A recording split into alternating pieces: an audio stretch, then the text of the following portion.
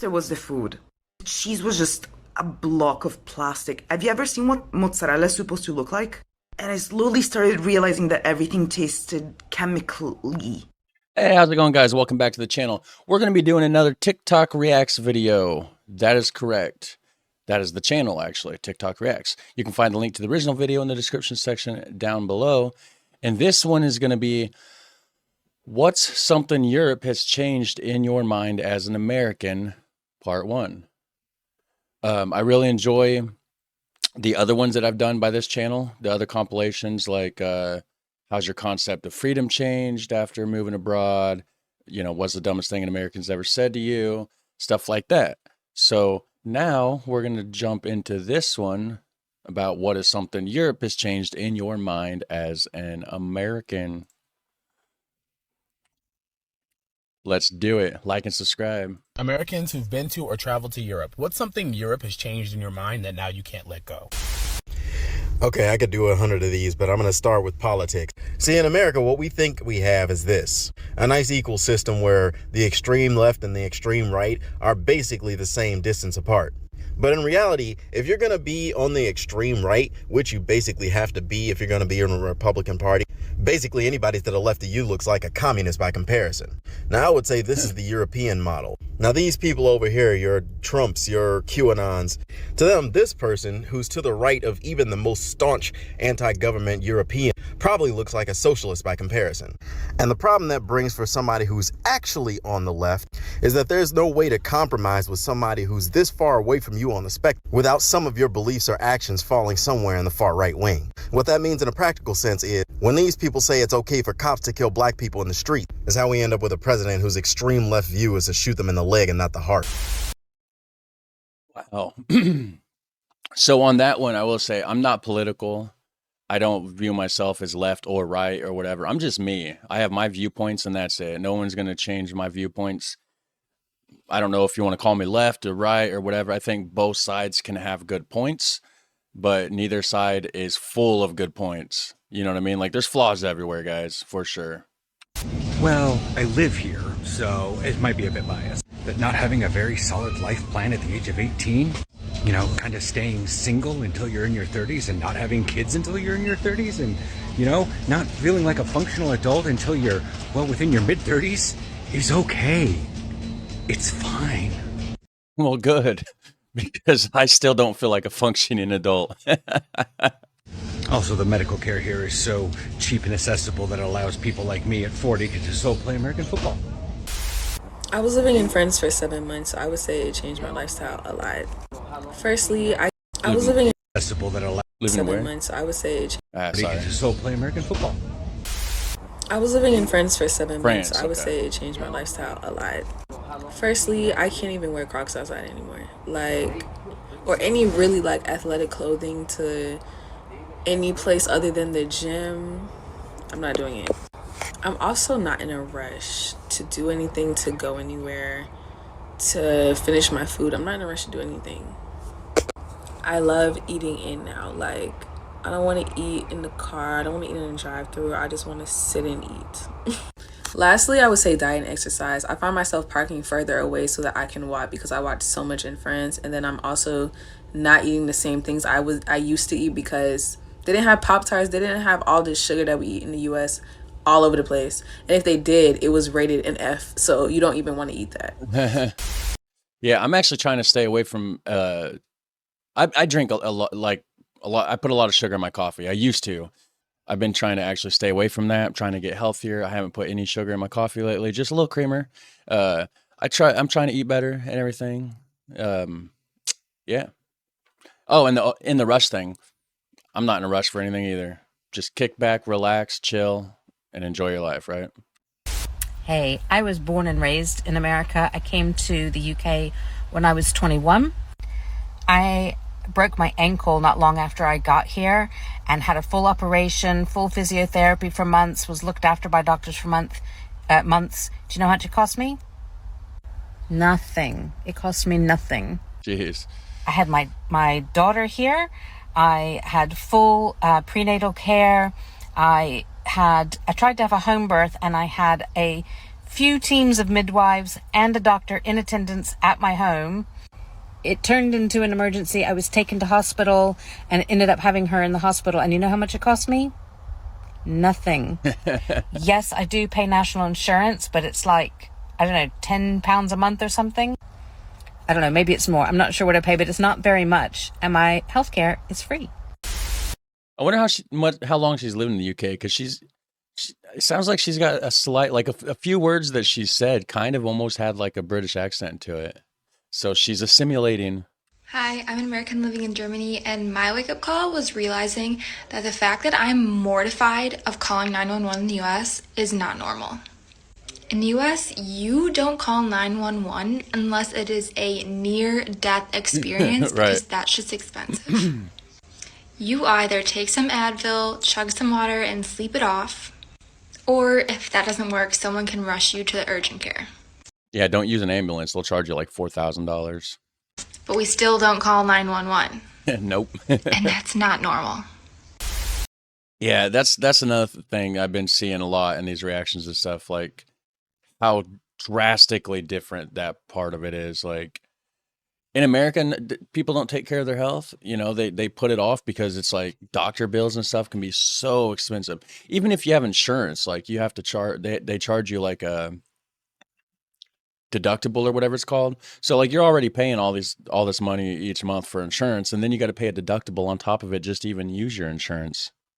There has to be a deeper reason behind why America and Japan are the only countries in the world that wash their eggs. And if I know anything about how America likes to cut corners, save a dollar at the expense of the people, I don't feel like I will like the answer once I get it. That is true. We're always trying to cut corners and save cost here so they can make as much profit. You know, it's probably because the eggs are just less quality, so they have to, because it's probably just so ridden full of bacteria or something. Like I did a reaction on why our eggs are illegal to be sold in Europe, and I think it did mention something about that, like salmonella or something, because of just the poor quality. Like they have to wash them, whereas in other countries they just come right out the chicken, right onto the shelf. So I've had the luxury of being in Sweden for about like 4 months now. And the first thing I noticed when I got here was the quality of the food. The quality of the food is so much better than what it is back home in the US. Even the fucking McDonald's, like you can tell the food is real, like it's real chicken, it's real beef, it's real fucking food. And compared to back home, nah. Like we have a lot more options of like fast food and all that type shit back home. Yeah. But the quality of the food is just so much better here. It's fresh. It's real. And back home, hell no. Like I would never eat Burger King back home. But here in Sweden, it just tastes so fucking good for some reason. Nice. And also the safeness. Like I have not felt unsafe not once while I've been here in Gothenburg. So yeah. Yeah, that's another thing I see all the time is the food quality. Even if you're ordering the same exact food item here versus in Europe, it's going to be better quality in Europe for whatever reason. Like, even though it's the same item, you know, you're getting this same specific menu item, it's just crap here. This is going to sound strange, but the milk in America really creeps me out. What? I'm not American, I'm British, but I live in America. And back home, our milk goes off within a few days of opening it. And it stinks, like it's got lumps in it, you can tell that it's off. But the milk in America legit lasts for like weeks. And that really creeps me out. I don't know if I'm going crazy. I never thought about it. Like, I mean, it's just normal for me, but are they putting a bunch of preservatives and stuff in the milk too, which can't be good? I mean, that's probably causing cancer, but wow, I never really thought about that. How cheap it is to travel. This is applicable for the rest of the world, not just Europe, but accommodations and public transportation is so cheap in Europe. And traveling is a lifestyle. It's so different in the United States. Like if you want to travel cheap in the US, you got to hitchhike, got to be a dirty kid, you got to train hop. People still do that in Europe, but you don't have to. You can stay at hostels for $10 a night. You can get a train ticket to a different country for $20. You can ride the subway across the city for $1. and it'll take 15 minutes. Now, of course, Wow. this depends on what city you are in Europe, but you're also encouraged to travel there, unlike the United States where everything revolves around working. Yeah, nobody has time to travel here or the money. Very simple. Public transport. You can't tell me in the majority of US cities that people openly take public transport and are confident, feel safe, feel like it can get them anywhere. Public transport, 100%. Like, I don't know what I would do without public transport in the UK. Even if I got a car, the idea that you can jump on a train to get from one side to the next side of the city, the idea that even from a standpoint of like trains and transportation in general is just much better in European countries. Like, if you disagree, bit. Yeah, that's another reoccurring thing during these reactions is the public transportation sucks here. I never really paid too much attention to it, before doing these reactions and stuff like that. But like, yeah, it's almost non-existent. Like, and it's not cheap. It's certainly not cheap, and it's very, very limited. That they overfeed us and our portion control is outrageous, and the food quality that we have in America, it's trash. Yep. But, to the portion sizes, I don't know, because I've seen videos of people getting food and stuff and meals at other, places in other countries. And it seems like they have pretty decent sized portions too. So I don't know if that's just something that's been inflated or if it's just like specialty meals that have like the massive portions. But I've seen some big portions in some of the videos that I've seen in other countries. But then again, I've also seen very, very tiny portions. And it's like, how does that even fill you up? Would you also accept the submission of the culture shock a European gets when we come to the States? Okay. Mind you, when they told me that we were going to go live in the States, I was stoked. Because for me, the US was Six Flags, Universal Studios, Disneyland, In-N-Out Burger. But over time, I started falling in a sort of uncanny valley. There was the food. Cheese was just a block of plastic. Have you ever seen what mozzarella is supposed to look like? And I slowly started realizing that everything tasted chemically. So you have ginormous vegetables, but they taste like nothing. I realized that the difference in volume is just made up of water. Now I realize why so many of you, in order to spice your food, you have to put powdered garlic and powdered onion instead of the real thing. It's because it's dehydrated.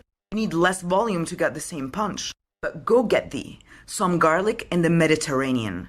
It will knock you off your feet. It is pungent. You just use the fresh thing. You don't need the powdered version. And I know what I'm on about because I have been to Gilroy, your capital of garlic. Honestly, meh. Sorry, but yeah.